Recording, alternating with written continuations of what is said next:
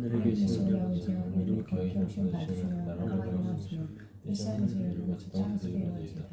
오늘에게 영원한 주여 주옵시고 우리가 우리의 죄를 사하지 말지 우리 죄를 사하지 주옵시고 우리 시험에 들게 하지 마시며 다만 악에서 구하소서. 나라 권세 영광이 되어지게 영원히 있사옵나이다. 아멘. 265가 빠졌어. 265. 주 십자가를 지심으로 죄인을 구속하셨으니 그 피를 보고 믿는 자는 주님의 진노 면하겠네. 내가 그 피를 6월절 그 양의 피를 볼 때 내가 널 넘어서 가리라. 흉악한 죄인 괴수라도 예수는 능히 구원하네. 온몸을 피에 담글 때 주님의 진노 면하겠네. 내가 그 피를 6월절 그 양의 피를 볼 때 내가 널 넘어서 가리라. 심판할 때에 모든 백성 행한 일대로 보응받네. 주님의 피로 죄 씻으면 주님의 진노 면하겠네. 내가 그 피를 6월절 그 양의 피를 볼 때 내가 널 넘어서 가리라. 심판할 때에 모든 백성 행한 일대로 보응받네. 주님의 피로 죄 씻으면 주님의 진노 면하겠네. 내가 그 피를 6월절 그 양의 피를 볼 때 내가 널 넘어서 가리라. 구주의 사랑 크신 은혜 보혈의 능력 의지하세. 심판의 불이 내릴 때 주님의 진노 면하겠네. 내가 그 피를 6월절 그 양의 피를 볼 때 내가 널 넘어서 가리라. 아멘.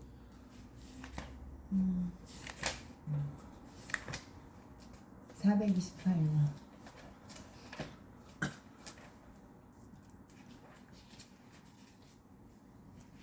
내 영혼의 햇빛 비추니 주 영광 찬란해. 이 세상 어떤 빛보다 이 빛 더 빛나네. 주의 영광 빛난 광채 내게 비춰 주시옵소서. 그 밝은 얼굴 배울 때 나의 영혼 기쁘다. 내 영혼에 노래 있으니 주 찬양합니다. 그 주기를 기울이시사 다 듣고 계시네. 주의 영광 빛난 광채 내게 비춰 주시옵소서. 그 밝은 얼굴 배울 때 나의 영혼 기쁘다. 내 영혼에 보낼 되어서 주 함께 하실 때 그 평화 내게 깃들고 주 은혜 꽃피네. 주의 영광 빛난 광채 내게 비춰 주시옵소서. 그 밝은 얼굴 배울 때 나의 영혼 기쁘다. 내 영혼에 봄이런 있고 큰 소망 넘치네. 주 예수 복을 주시고 또 내려주시네. 주의 영광 빛난 광채 내게 비춰 주시옵소서. 그 밝은 얼굴 배울 때 나의 영혼 기쁘다. 아멘.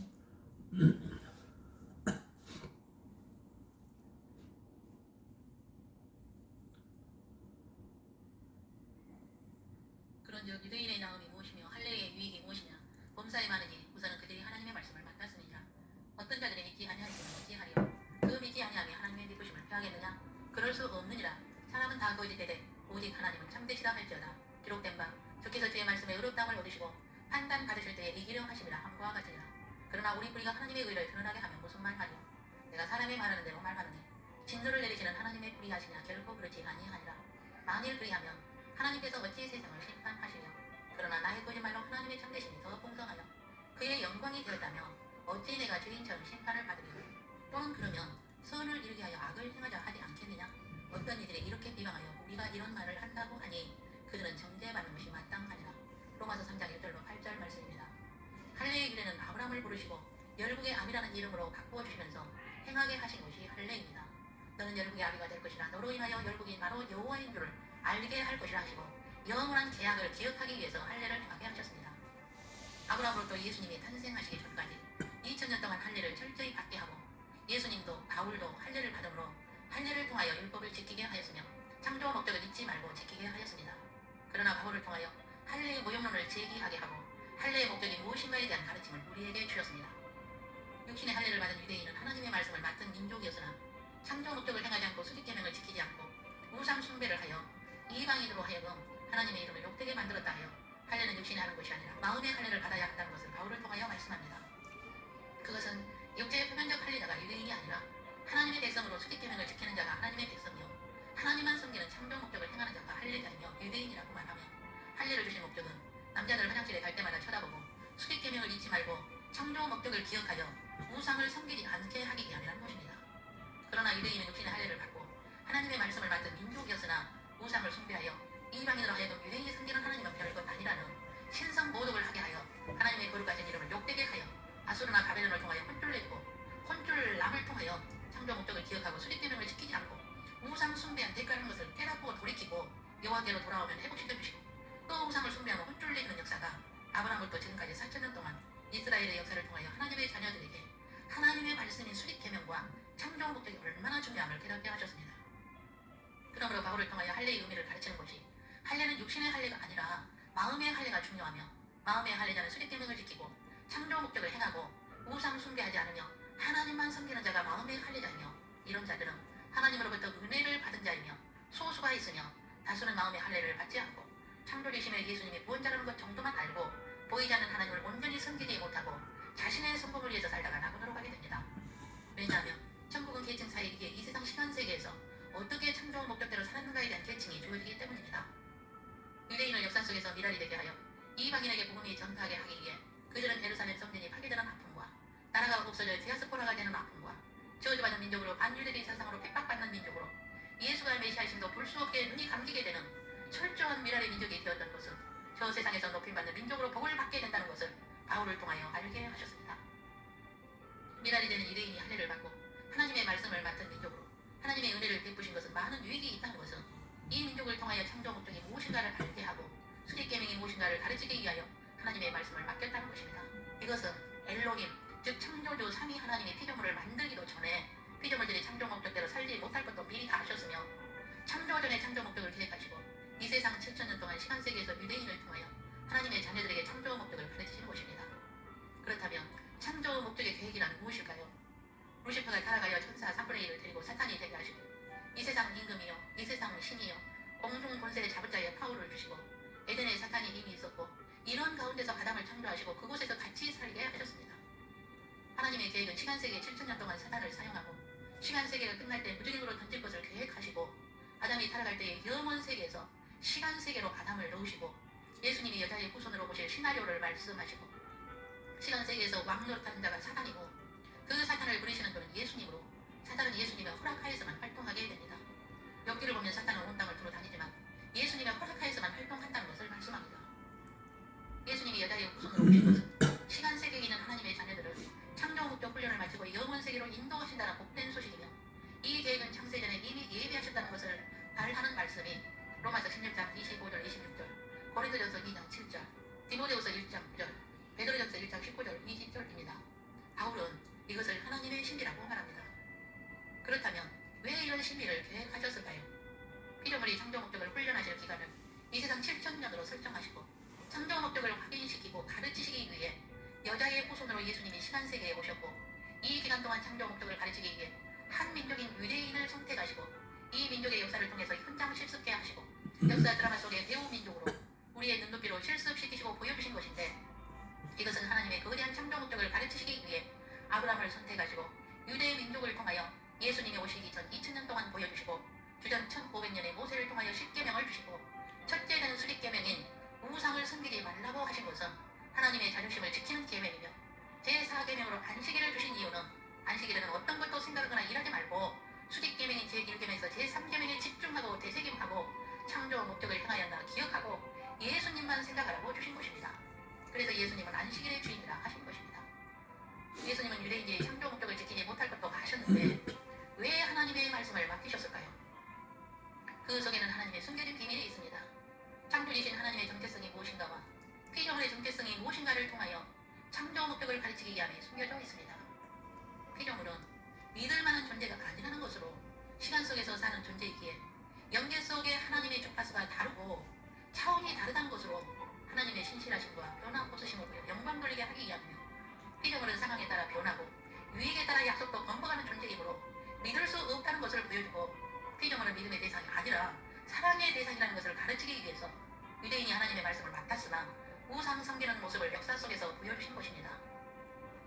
유대인이 우상을 섬기는 모습을 보여주므로 하나님의 정체성은 참되시고 변치 않으시고 영원한 분이시고 믿을 만한 분이시고 반석이신 분이시고 요지부동하지 않는 분으로 재판장이신 분이심을 보여주신 것입니다. 그러므로 바울은 사람의 무리가 하나님의 의를 드러내는 것이 되어 하나님의 영광이 더 크게 나타났다는 것입니다.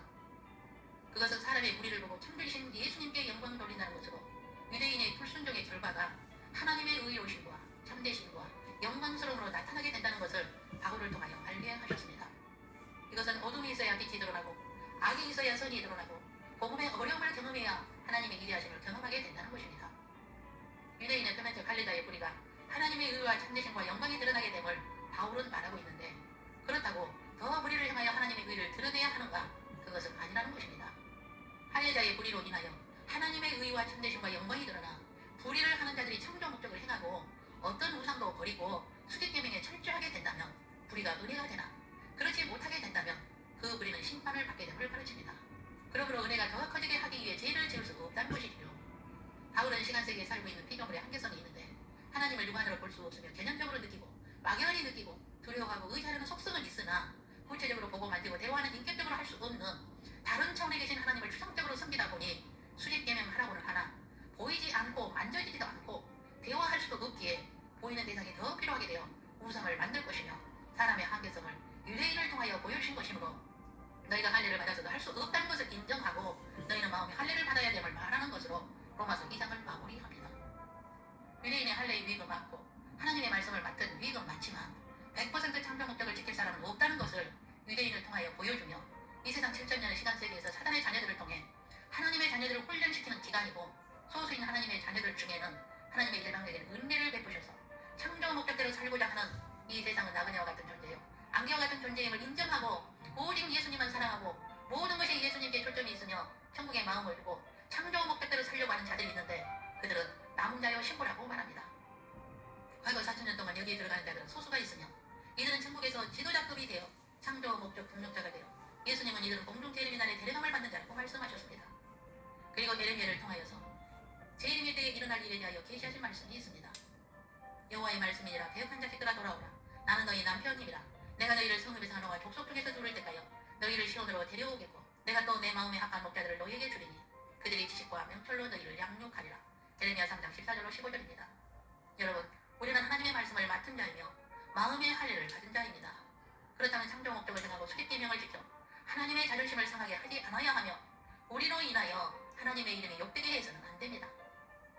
우리를 지으신 목적은 하나님의 이름을 영화롭게 하여 그를 찬송하기 위함이며 우리를 택하신 목적은 예수님이 누구인가를 증거하는 증인이 되게 하여 영원한 세계에서 예수님의 동력자가 되게 하기 위하여 이 세상에 보내신 자들입니다.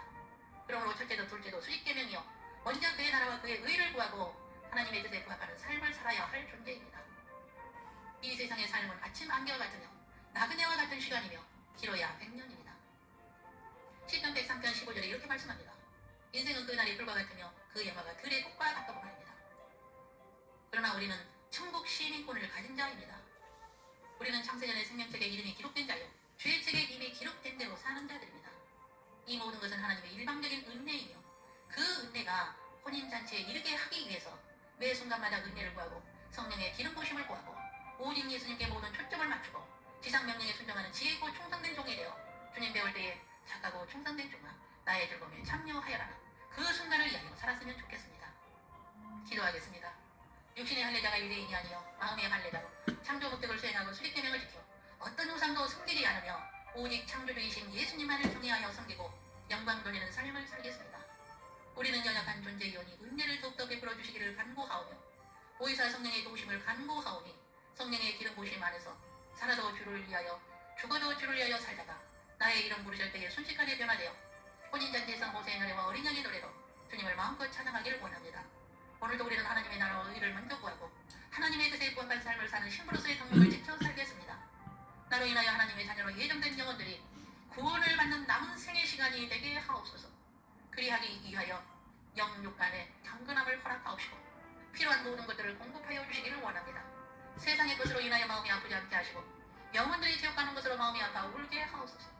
각 가정교회에서 함께 올리는 경배와 찬양을 흠양하시고 혹여 용서받지 못할 때가 있더라도 오늘 흠양하시고 하나님의 진노가 풀리는 복된 날이 되길 간구합니다. 그리하여 모든 묶임에서 자유를 선포하오니 주님의 몸된 지체들을 위해 궁일하심을 간구합니다. 지체들의 아픔과 고통으로 주님께 간구하오니 모든 지체들의 아픔과 고통을 치유하여 주시기를 원합니다. 그리하실 나의 좋으신 예수 그리스도의 이름으로 기도 올립니다. 아멘. 아멘. 주 예수 그리스도의 은혜와 하나님의 사랑과 성령의 교통하심이 보이는 육신의 할례자가 아닌 마음의 할례자로서 창조 목적을 수행하고 수립 기능을 철저하게 지켜 하나님의 자존심을 지켜드리고 어떤 상황 가운데서도 먼저 하나님의 나라와 하나님의 뜻을 구하고 그 뜻대로 살기를 다짐하고 예수님의 증인의 삶을 살다가 주님 공중에 오실 때에 들림받아 혼인잔치에 참여하기를 소망하는 주님의 몸의 지체인 신부 후보생들과 모든 가정 위에와 각 사람 머리 위에 영원토록 함께 되시기를 주 예수 그리스도 이름으로 축원하옵나이다. 아멘. 아멘.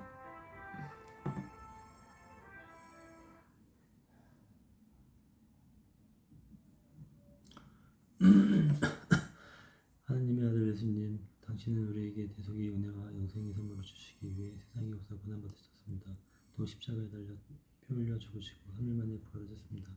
이제 주님은 나의 구세주 나의 왕 나의 신랑으로 영접하오니 당신의 피로 내 죄를 씻어주소서. 성령을 부어주사 온전히 다스려 주시고 우리 평생 하나님 아버지의 뜻대로 살게 하옵소서. 이제 나를 자녀 삼으사 생명책의 이름을 기록하여 주시기를 감사하오며 존귀하신 예수님의 이름으로 기도합니다. 아멘. 하나님의 아들 예수님 당신은 우리에게 속에 있는 영생 선물 주시기 위해 세상에 오사 고난받으셨습니다. 또 십자가를 달려 피 흘려 죽으시고 3일 만에 부활하셨습니다. 주님이 나의 구세주 나의 신랑으로 영접하오니 당신의 피로 내 죄를 씻어주소서. 성령을 부어주사 온전히 다스려 주시고 주님 평생 하나님 아버지 뜻대로 살게 하옵소서. 이제 나를 자녀 삼아 생명책의 이름을 기록하여 주심을 감사하며 존귀하신 예수님의 이름으로 기도합니다. 아멘. 하나님 형제 오늘 저희 가정 예배 드릴 수 있게 해주시니 감사드립니다. 항상 저희 가족 주님께서 지켜주고 보호하시는 믿고 감사드립니다. 저희 특히 우리 재원이 있고 주님께서 지켜주시고 재원이가 할 수 있게 눈뜰 수 있게 주님께서 꼭 눈을 저녁에 깨달음을 마음 주셔서 오늘도 기회를 깨닫게 하시고 회개하고 철저히 회개하고 죄악 다 끊어내고 온전한 남자를 꼭 돌아오고 집으로 꼭 돌아오게 하시면 믿고 감사드립니다. 재원이가 자기가 꼭 자기가 오늘 저기 빠져니 깨닫고 회개하고 기도하는 삶 살 수 있게 성령께서 꼭 도와주시면 감사드립니다. 제가 오늘 주님을 항상 마음 중심에 모시고 주님만 믿고 바라고 의지하는 제가 오늘 꼭 되게 간절히 기도드립니다. 항상 지금 마지막 때문에 인지하고 늘 깨어 기도하고 늘 주님을 잊지 않고 항상 주님 보고 듣고 계시는 거 항상 인지하면서 죄 짓지 않게 꼭 도와주세요. 죄 짓지 않게 꼭 도와주시고 양심의 찌림을 주시고 또 죄 지으면 바로 회개할 수 있게 또 양심의 찌림 주셔서 바로 회개할 수 있게 은혜를 풀어주셔서 제가 항상 주님 뜻에 살기 원합니다. 주의 뜻대로 살도록 아버지 은혜를 풀어주셔서 하나님 아버지 은혜 없이는 아무도 살 사람이 없어요. 주님 꼭 저희 가족 은혜를 풀어서 꼭 되게 철저히 하고 주의 뜻대로 하는 가족들 꼭 되게 도와주시면 믿고 감사드립니다. 이번 주 한 주간도 꼭 저희 가족이 주님 뜻대로 살고 죄짓지 않고 살게 기도드립니다. 주님께서 꼭 지켜주시고 보호해 주셔서 믿고 아버지 감사드립니다. 항상 저희 가족이 주님을 기쁘시게 하는 가정이 꼭 되게 기도드립니다. 주님께서 꼭 도와주셔서 믿고 감사드립니다. 예수 그리스도의 이름으로 기도드렸습니다. 아멘. 아멘. 아까 304만 340분 크신 하나님의 사랑 말로 다 형용 못하네. 저 높고 높은 별을 넘어 이 낮고 낮은 땅 위에 죄범한 영혼 구하려 그 아들 보내사 화목제물 삼으시고 죄 용서하셨네. 하나님 크신 사랑은 증명 다 못하네. 영원히 변치 않는 사랑 성도여 찬양하세. 괴로운 시절 지나가고 땅 위에 영화세 할 때 주 믿지 않던 영혼들은 큰소리 외쳐 울어도 주 믿는 성도들에게 큰 사랑 베푸사 우리의 죄 사했으니 그네 잊을까. 하나님 크신 사랑은 증량 다 못하네. 영원히 변치 않는 사랑 성도여 찬양하세. 하늘을 두루마리 삼고 바다를 먹물 삼아도 한없는 하나님의 사랑 다 기록할 수 없겠네. 하나님의 크신 사랑 그 어찌 다 쓸까. 저 하늘 높이 쌓아도 채우지 못하리. 하나님 크신 사랑은 증량 다 못하네. 영원히 변치 않는 사랑 성도여 찬양하세. 아멘. 하늘에 계신 우리 아버지여 이름이 거룩히 여기심을 받으시며 나라가 임하옵시며 뜻이 하늘에서 이루어진 것이 땅에서도 이루어지다. 오늘 우리에게 영원한 양식을 주옵시고 우리가 우리에게 죄를 사하여 준 것이 우리 죄를 사하여 주옵시고 우리를 시험에 들게 하지 마시며 다만 악에서 구하소서. 나라와 권세와 영광이 아버지께 영원히 있사옵나이다. 아멘. 하나님 감사합니다.